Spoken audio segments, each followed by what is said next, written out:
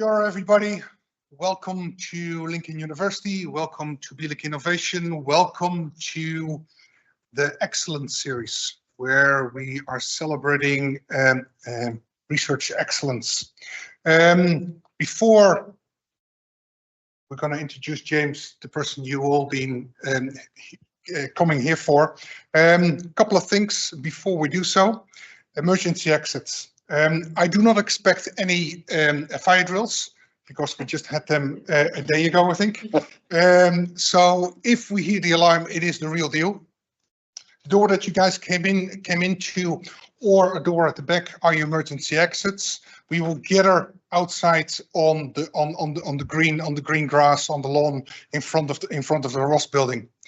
If you guys need a toilet break, go out this door, turn right, and you'll find the sign for the toilets. Afterwards, after the presentation, we will actually offer you some refreshments, a nibble and a drink. And yes, we will be serving alcoholic beverages. So I know one thing for sure, that your whānau wants you home safe. So please do drink responsibly. And I will remind you of that again. So people who know me and who've listened to these things before, I will do that. Without any further ado, I would like to welcome the Vice Chancellor of the University, Professor Grant Edwards, to do the introductions.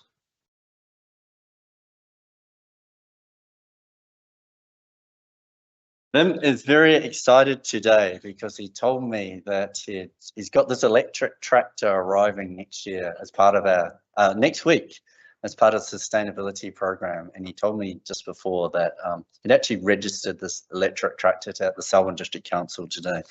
And it's a really big thing for him. So well done, Vim, on this achievement today. Anyway, good afternoon and welcome to the Lincoln University Excellence Series. These seminars showcase research outcomes stemming from the work conducted here at Lincoln University. And the series honours the academic achievements of our esteemed professorial staff and provides a platform to engage in wider national and international audience. Through this series of presentations, we hope to contribute and influence the public discourse on critical issues impacting our nation and our communities, while also highlighting the profound impact of our pioneering research in the land-based sectors. Tonight, it's a pleasure to introduce James, who's recently appointed a professor here at Lincoln University. James tonight will discuss the highs and lows of the predator-free 2050 goal over the past decade and its recent research with pest-free Banks Peninsula and what needs to happen over the next decade. James has dedicated over 20 years of research to the sustained control of mammalian pests introduced into New Zealand and has published over 100 articles in this area. He's currently Professor of Wildlife Management at Lincoln University and serves as co-director of the Centre of Wildlife Management and Conservation. He's a recipient of a Lincoln University Excellence and Postgraduate Supervision Award in 2018. At Lincoln, in teaching, James coordinates the Masters of Pest Management program, particularly the vertebrate stream as part of that, and also the Masters in Nature Conservation. Beyond the university, James was the improved toxins and new devices champion in the National Science Challenge by Heritage. I said was because they're gone. National Science Challenges have just finished, and contributes his expertise to the Taranaki Maunga Zero Invasive Pests, ZIP, and Pest-Free Banks Peninsula Technical Advisory Groups. Welcome, James. I'm very much looking forward to your presentation. Thank you very much. Oh, well, we always do. Everyone can hear me okay? We've got good start then. Okay. So I kind of wanted, it's a bit of a controversial one really. Well, yes and no, but I wanted to explore both sides of the goal, the initiative that's kind of been going for a decade now, which is Predator-Free New Zealand. So we're going to explore fantasy or reality today. So just as a quick overview, I know most of you know this already, but you know, New Zealand, an interesting place, a unique place, an isolated place. Lots of endemic animals, things that you don't find anywhere else, and it looks like all of our animals like climbing over the heads of all of the people getting photos taken. And I'm not even going to try and explain what the kakapo is doing down there, But generally, if we think of New Zealand animals, large, long-lived, slow to mature, slow to breed, a conservationist nightmare. Coming into, so if you think predator-free kicked off at about 2015, before that point there, a lot of people might be surprised that 45% of the New Zealand mainland was already under some form of introduced predator control. A lot of it around possums, bovine TB eradication, but we were spending somewhere like $50 to $100 million a year around those ones. So the pink is the possum, mustelid is also TB related, TB vector roles, and a little bit of rodent control, which was associated with the Battle for the Birds program. So we were coming up to this point and people were kind of thinking, we're spending hundreds of millions of dollars a year. Can we actually think of a better way? Can we get out of the thing where we go and do the control work? We have to go back in 3, 4, 5 years later and repeat it all again. We lose everything that we've achieved. And so Paul Callaghan actually gave quite a courageous speech, and he'd seen what had been happening around Zealandia. So the Zealandia, 252 hectare predator fence reserve in Wellington. Around Zealandia, he also started to see people doing trapping in their backyards, and they've extended that kind of effective pest-free area around Zealandia out to 1,000 hectares. And so he talked about the halo effect. So he proposed, actually the original kind of ideas for predator-free was building about a dozen of these and then having people doing trapping and pest control around them to expand those areas further out. And this is an example of the halo. So Crofton Downs was kind of said to be New Zealand's first predator-free community. And you can see the fence, here's the fence going around Zealandia here. And with Zealandia having that predator fence, we had little spotted kiwi reintroduced to the mainland of New Zealand. Never found anywhere else, basically, one of the first ones back on the mainland.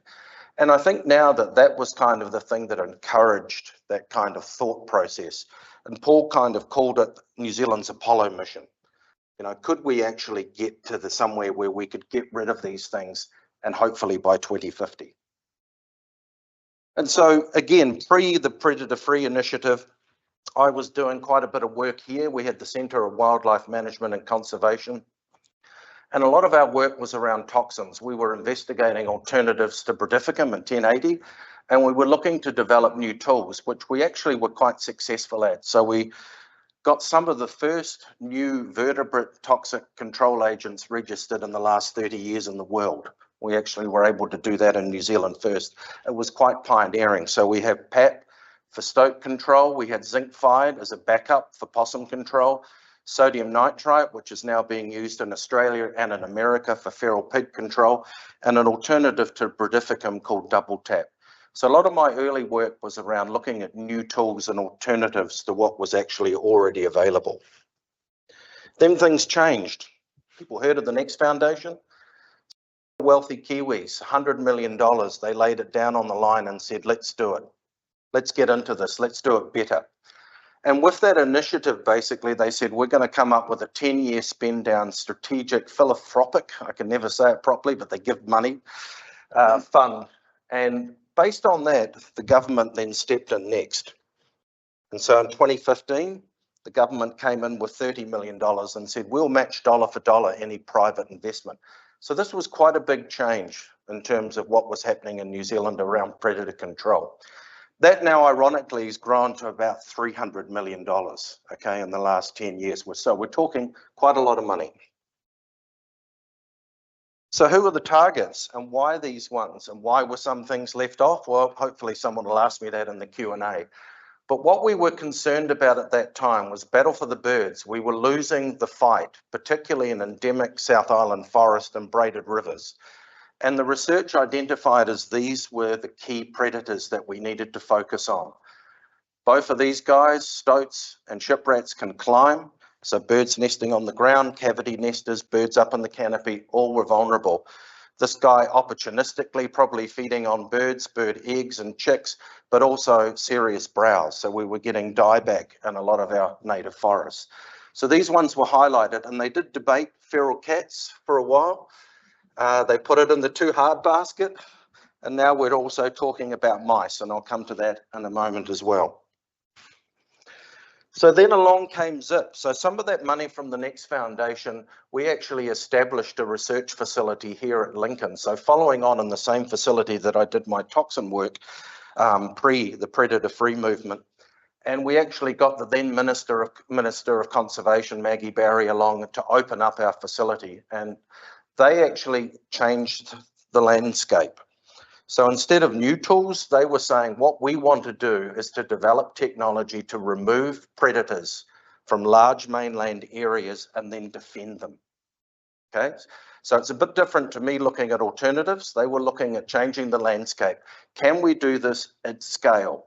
So what I didn't talk about before was that we've taken mammal pests of over 100 offshore islands. Okay, and the largest of those being Campbell Island. Hopefully the Auckland Islands is coming up soon at around 45,000 hectares. Could we do similar stuff on the mainland? That was the big challenge. One of the other things that I'm probably turning into more of a social scientist as I get older, actually. I don't know if that's a good thing or not. But we actually wanted to think about what do people think about predator-free and what were their concerns before we started going in there. And what we found, and there were some really good reviews, and this was part of my work was in the Bioheritage Challenge, we actually saw that there hadn't been much work done on removing multiple pests. All of the previous work had been on possums, not surprisingly, because they had been the key thing that I'd worked on probably for the first 10 or 15 years of my research career. The other thing when you started scratching beneath the surface was people were in support of it. You know, 84% of New Zealanders agree pest species are a significant conservation problem.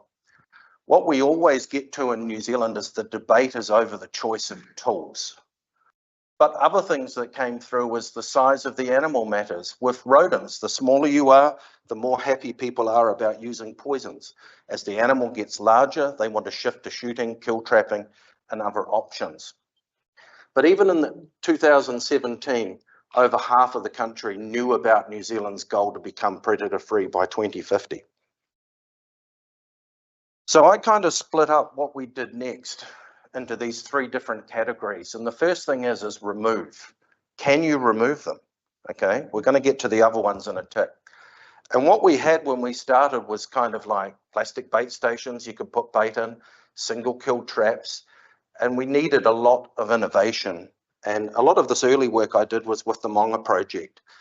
And they actually achieved some quite very good targets. So Kaitaki Rangers basically got to zero. They actually almost removed possums from over 1,000 hectares. So these guys were passionate, and how they did it was technology. So this is a possum trap.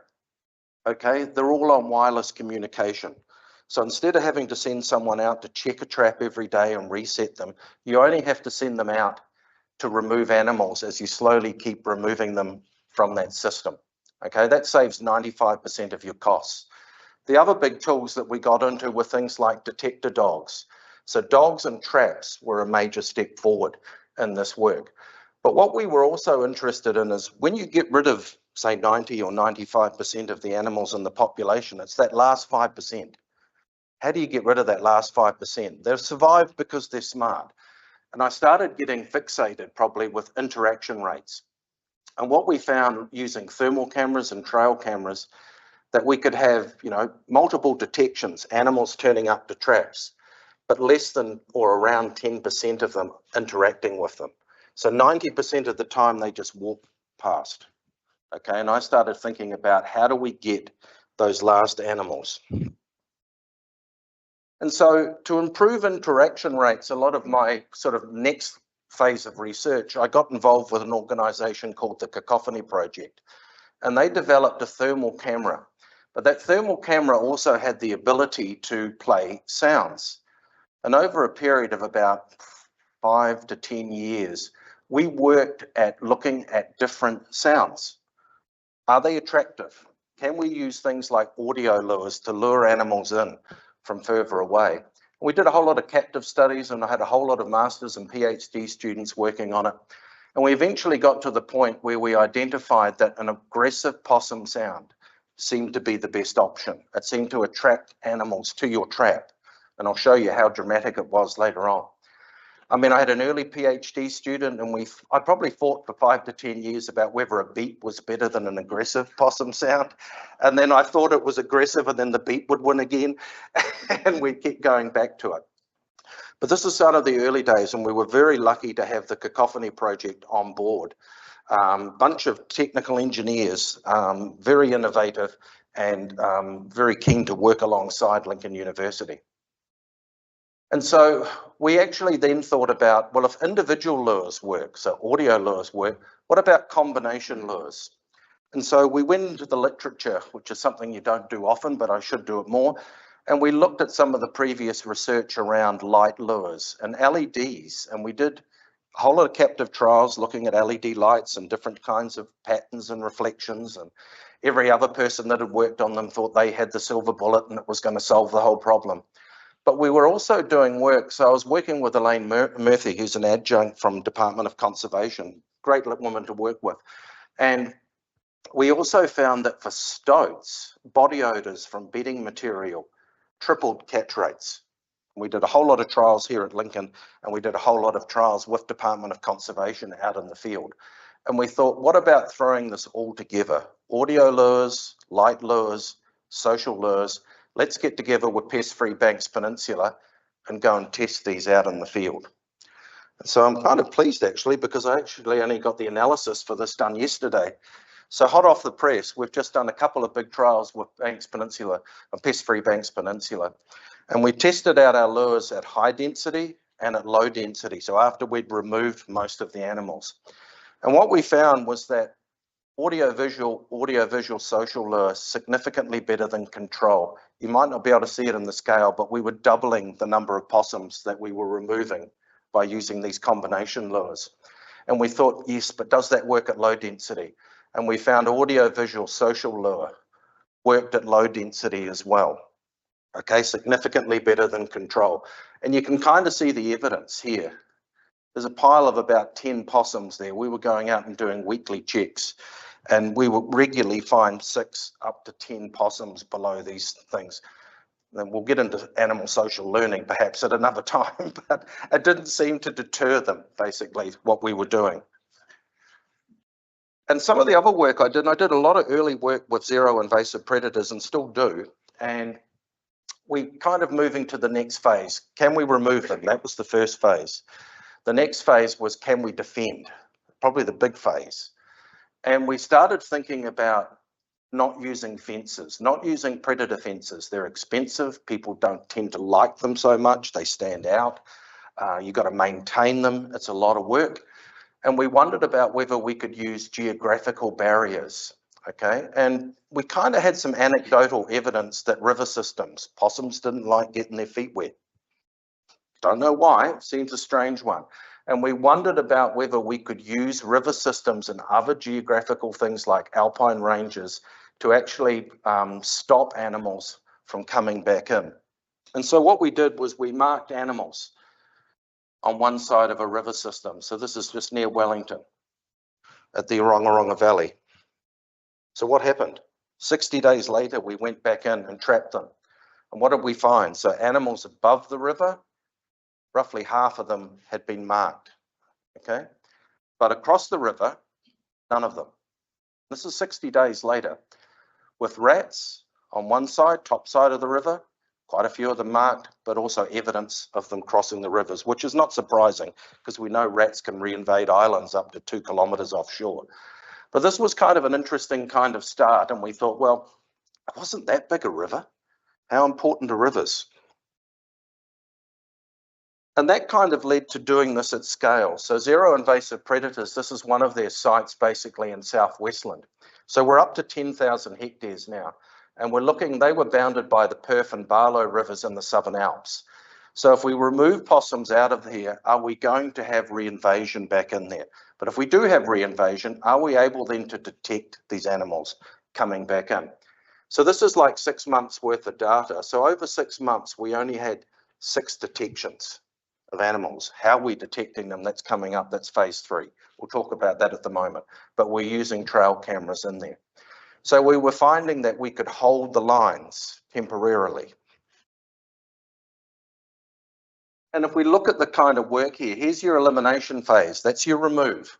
And we were able to, with two 1080 operations, get possums down to very low numbers and maintain them there. Not going to talk about stoats and rats, you can see the graphs yourself, but let's focus on possums because I think that's where the work is at the moment, but the one that we've got the best opportunity to get somewhere with. And when you do then put in your other elimination tools, so you can use motor lures. So you pre-feed camera sites. Every day you're putting out fresh bait for possums to sniff up and get photographed.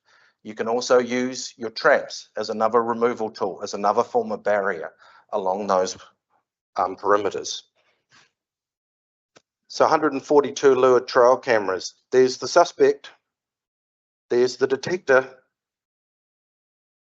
And what we found was that once you've got an ability or a surveillance network in there, you needed real-time data. Okay, if you get a photo of a possum that's a month old because they were only checking them monthly, you could send the dog in and you won't find the possum. It's gone somewhere else.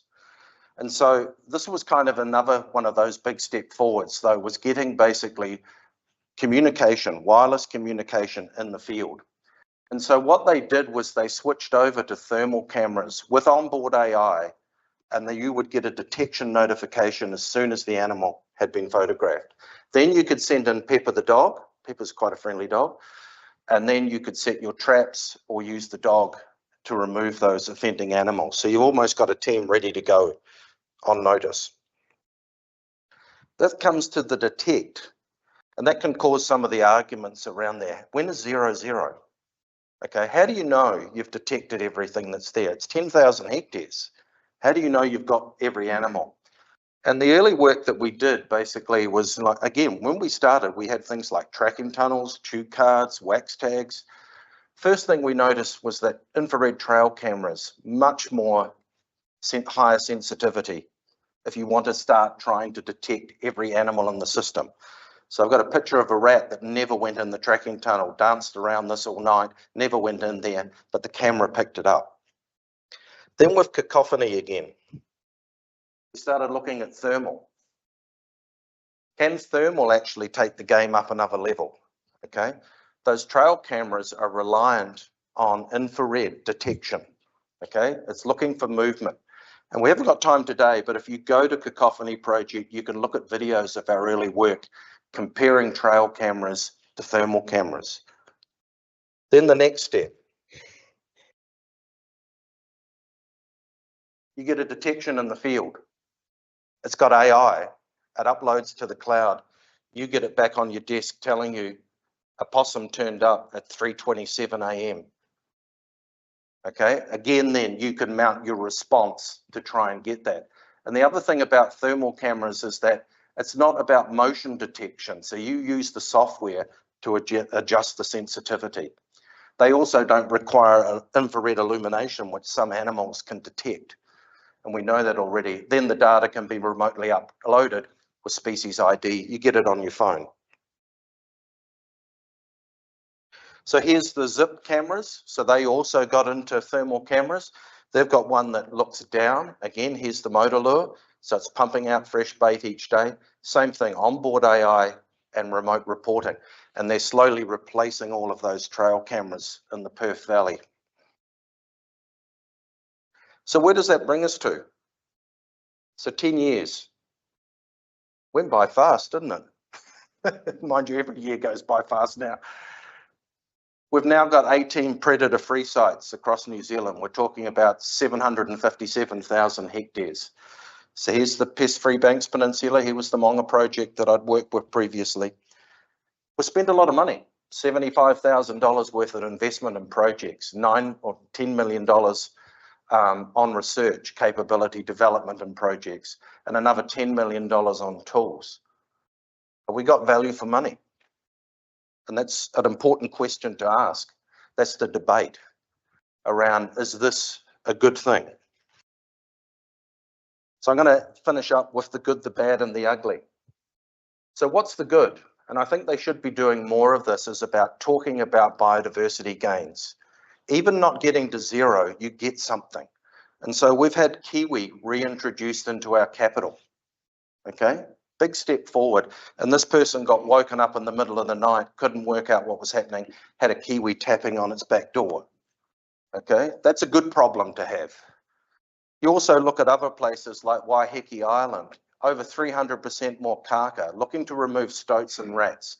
Weka populations, Kakariki, you've got almost double your fantail populations. Predator-free Wellington, Miramar Peninsula, kiwi reintroduced, increases in all of the monitored native bird species. Okay, that's the good.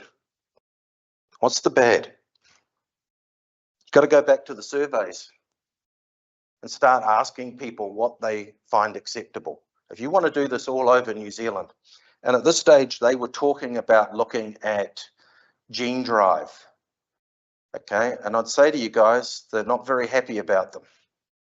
Okay, yes, they could be a big step forward, but you're going to need to do some PR work. What I found though, and the thing that always comes through in these surveys, is for elimination, we're still reliant on tools like 1080 and brodifacan. Over half of the population want to move to species-specific toxins, and we're going to have increasing pressure put on use of broad-spectrum compounds like 1080 and brodifacan as we start moving forward. What's the ugly? Probably me. There's always debate, and I think in science it's good to be critical and skeptical of these things. And some of the things in this paper here I agree with, some of them I don't. The things I agree with is who's making the decisions? Is there too much politics and not enough science? Is science driving the decision-making program around predator-free? Okay, and I quite agree with that. The other thing too is that we're not thinking about other species. So this came out just recently, and they reckon that most farmers in New Zealand are spending on average $5 per hectare on pest control. Things like deer, things like pigs. Every time I go and visit Mount Grand, they want to talk to me about pigs and deer and other problems that they have there. So have we taken our eye off the ball? And I think that's the kind of thing that we should be discussing and need to think about more as well. So what next?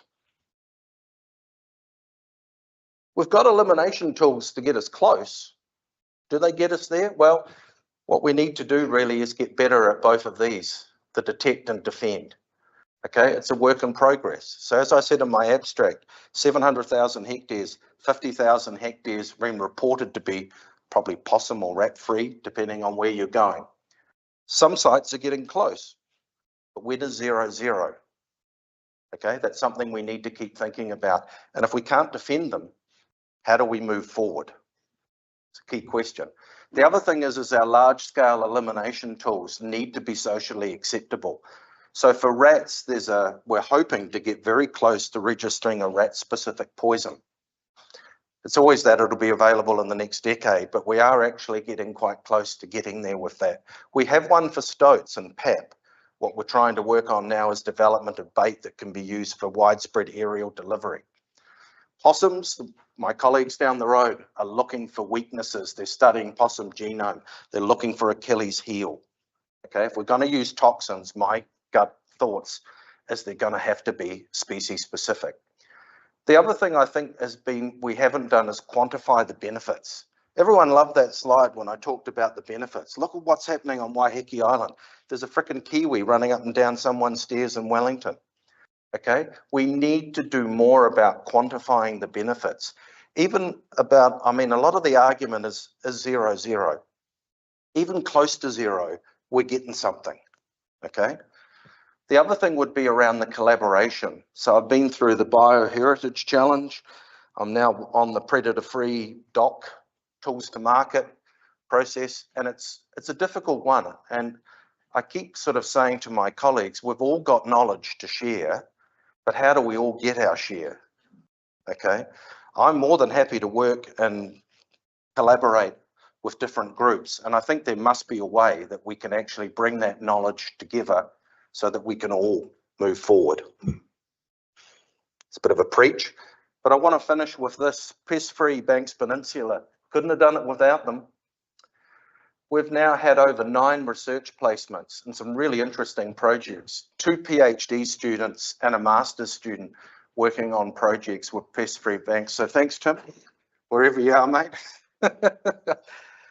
Let's keep that collaboration going. So we're in the process of signing an MOU with you guys, and we'll have a bit of publicity around that. But great, it's been great for the students. I hope we've been good for you guys as well. But let's keep the initiative going. You guys have got funding to 2028. Let's roll on. Let's keep it going. Thank you.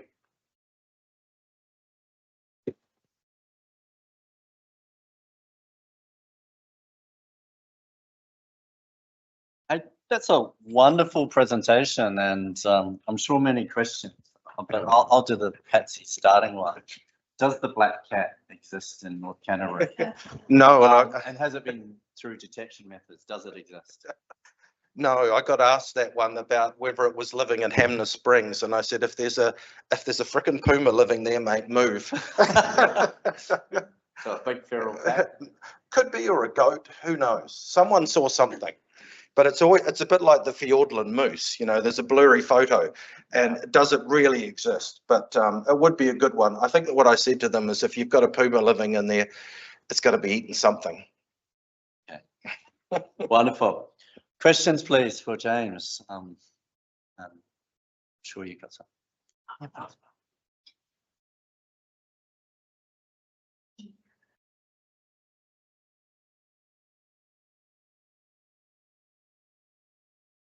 Well, according to the if you look at the Wellington experience, quite a bit. But I think you do need that predator fenced area somewhere close to you. And we pushed after the earthquakes to have our own one in Christchurch. We kind of said that Christchurch was missing out. So we wanted to take some of the red zone and actually build a little highway over to the other side and have a 130 hectare reserve. Then people could start trapping around it. There are trapping groups and other things available, but I'd love to see Christchurch Halo, where we could get that done. Well, we're still working on it, but you know, there's only so much money. We could have done it for $3 million. It wasn't a big project compared to some of the other projects they've funded.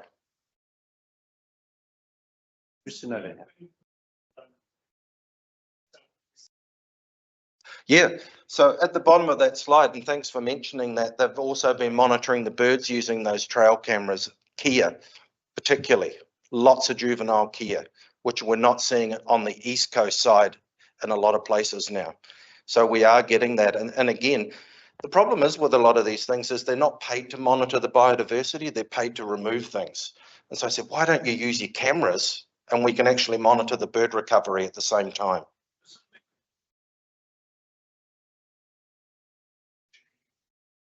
Assessment on the bird in that same area. Yeah, we've actually even got some hunting groups that go in and they do a Kia survey. So when they're going in and doing hunting, so we're trying to actually get a bit of a collaboration going with the Game Animal Council to do more of that. There's certainly lots of people out there in those environments that could be counting birds for us. Peter.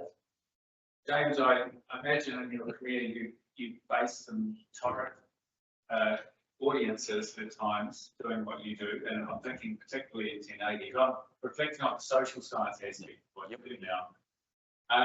Have you noticed a trend in your audiences, say over the last 5 years?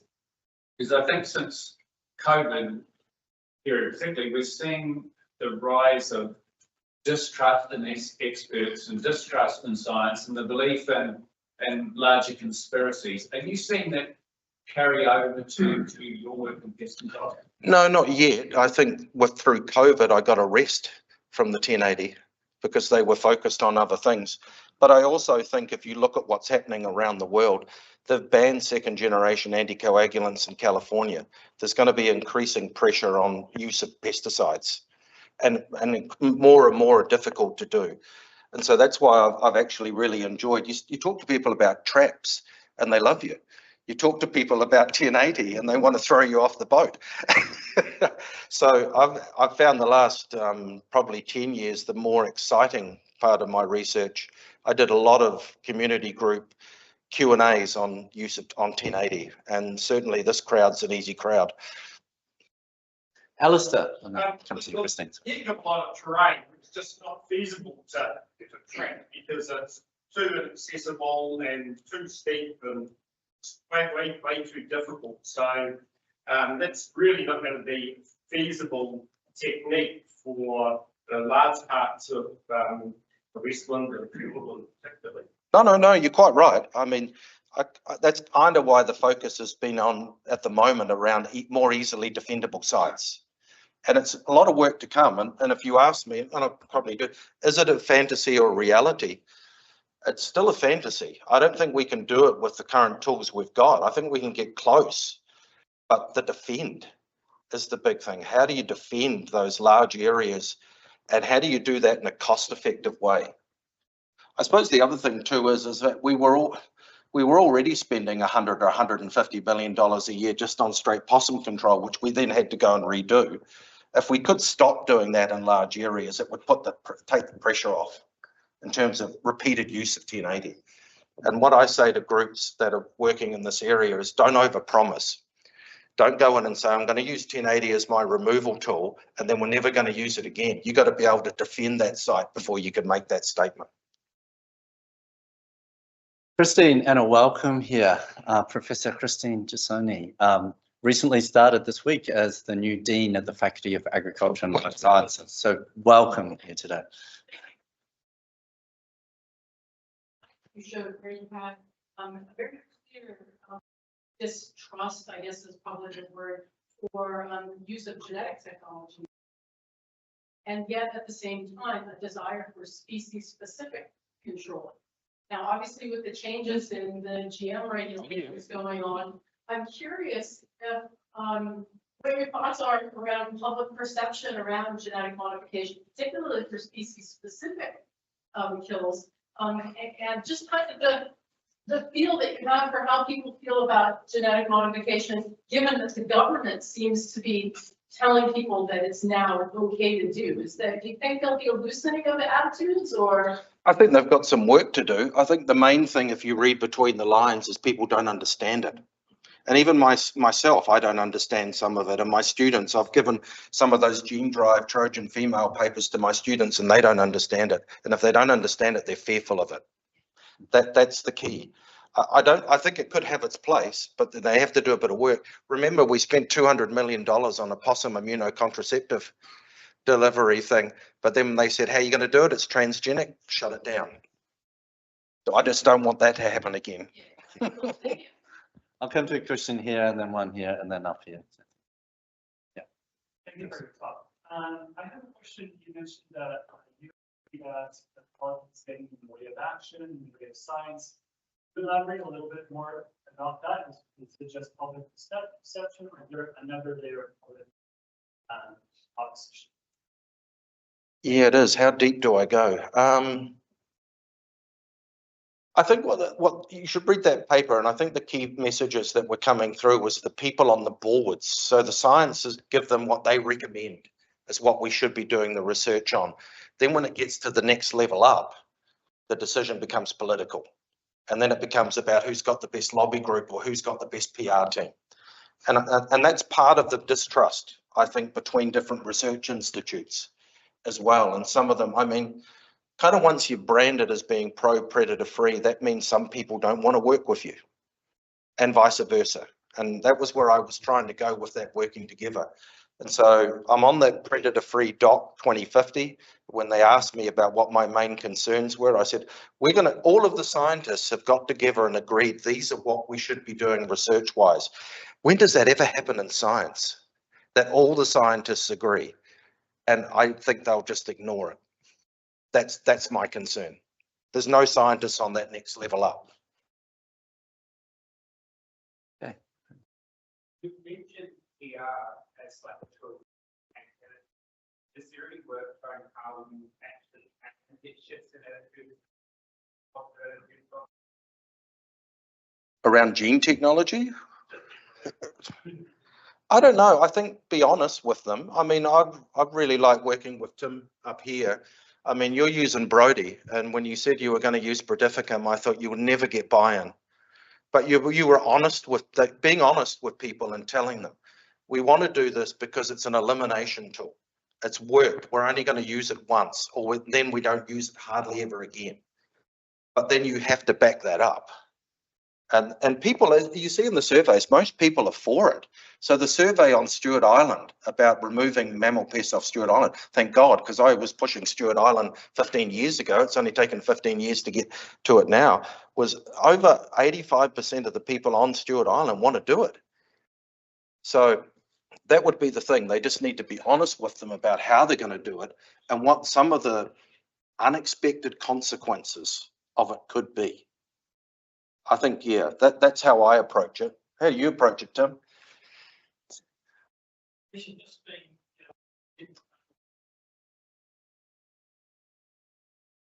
facing people that we don't know, so, treat with respect. They say them just like on that part of the offer, you have to respect that. And, just always say thank you. Just be genuine. Not really challenging to engage with people. So how many landowners have you been working with? Over 100?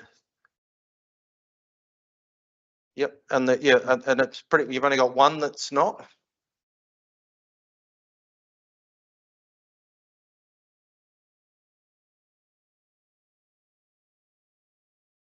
I moved over to the front about 3 years ago, and he had a career of rehoming possums in Australia. So Yeah, that's the thing. It's like a lot of what they're doing, that's on private land. And so building that trust. Yep. Question up here, and then I'll come back to you. Yeah.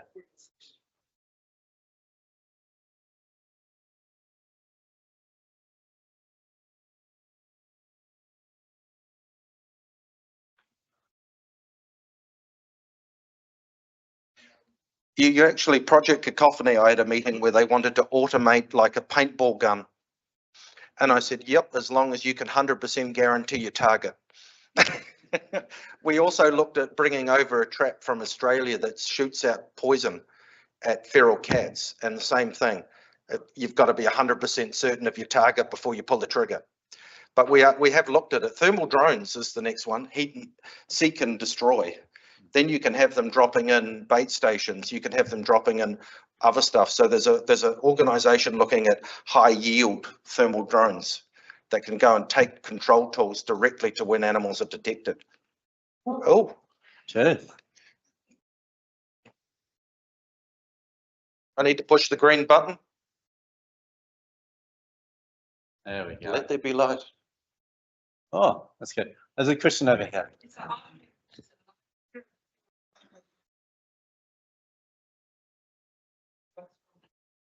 Some place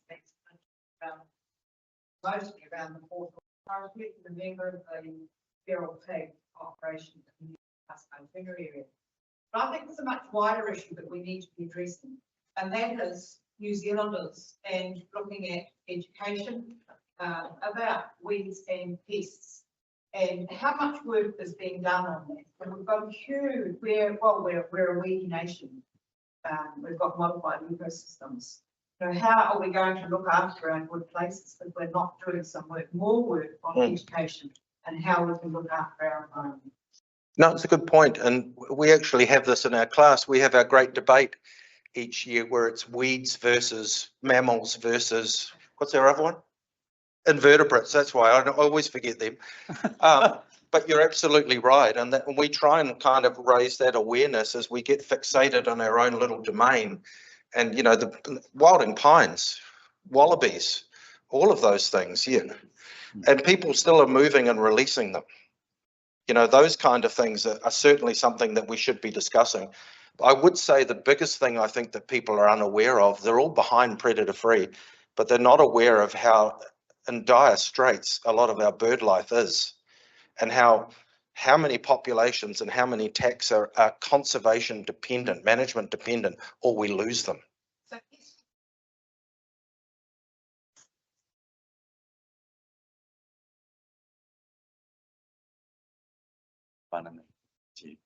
Thank you. I've got a question for you, James. You talked about the benefits and you put up a lot of benefits around more birds, more biodiversity. One of the benefits that could come out of this is more vegetation, more carbon sequestration. Is that the changer that gives some of the greater, a stronger argument for support of predator free? Is it the contribution to essentially reducing emissions and carbon sequestration. Well, it is, and I know Zip at the moment are looking at, can you actually claim carbon credits for pest control? And so there could be a money stream in there. Probably the difficult thing at the moment is quantifying those benefits, but we have got people looking at those ones. And you're right, there absolutely are other benefits from it as well. What was the first part again? That was the environmental returns. Yeah. It's kind of, it's a difficult one. I mean, I think Stewart Island could be a really good experiment. Could we really ramp up ecotourism? If we can go send people to somewhere where you can see kiwi, kakapo, takahe, that I mean as well, they could pay their own way. Interesting consideration of the benefits. Mm.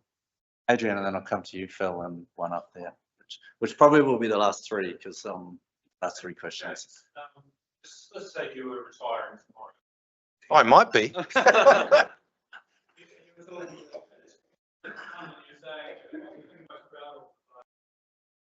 Apart from him.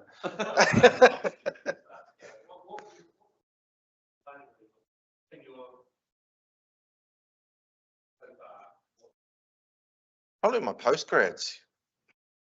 I mean, the fact that Zip, I mean, and Banks, you know, Pest-Free Banks Peninsula, seeing them going into the industry and getting jobs. I mean, I'd love more of them into academia, so they probably want me to retire. Seeing that, I mean, the growth of that, going down to Zip and running into your students and seeing how, I mean, 3 of them are now directors of zero invasive predators. That's, I think, my legacy. Phil. Yeah, I've had the pleasure of hearing a lot about several PX250 projects. It seems that when you hear about successes, it's mostly about fossils, knocking down fossils. And often the rats, the stoats, the weasels are in much lesser category. They're not necessarily always the focus, they're harder to deal with. When you showed the data for Perth, you showed the Perth catchment. It seemed that fossils were well knocked down, but the stoats and the rats were coming back. So I wondered whether there's possibly been too much emphasis on fossils and that we need to do more work on the rats and the weasels in terms of the techniques and tools that we have at hand, or that really they're almost intractable mechanisms where fossils are easy killed. So have we got the emphasis wrong at the moment? We should be doing more on the rats and the weasels? I think we are. I think one of the goals of the predator thief thing by 2025 was to identify the species we think we had best chance. But I think also, I mean, God, I worked in TB3 and Osprey. We got 20 to 30 years worth of research on possums. And so we have to do a lot of catching up on the other ones. There's,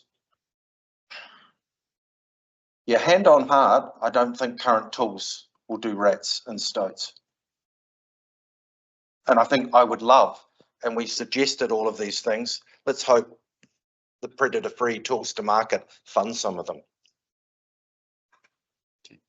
I think there might have been one more question up at the back here.